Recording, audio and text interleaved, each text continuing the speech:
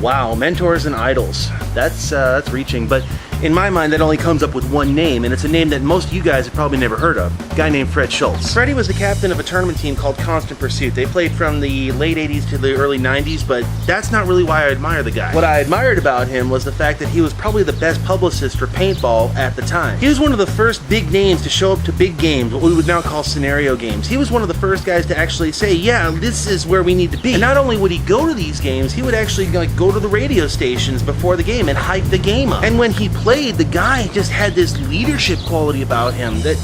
Okay, one quick story. 1993, St. Louis big game. We're playing with the Iron Men are on the other side. At one point, we start getting shot by off-color paint, and we're looking down going, what the heck is this? Oh, that's the Iron Men. They say they have this paint sponsorship. They got to shoot their sponsors' paint. Now, Freddie, who is also sponsored by the same company, said, you know what? They can shoot the sponsor paint all they want to. I'm shooting the same paint as my men. If you're willing to go through the same hardships as the guys who actually paid to play that day, instant respect. And there are tons of other stories I can get into as well, but suffice to say that everything I've ever needed to know about paintball leadership, I pretty much learned from Fred Schultz. So where is Fred Schultz today?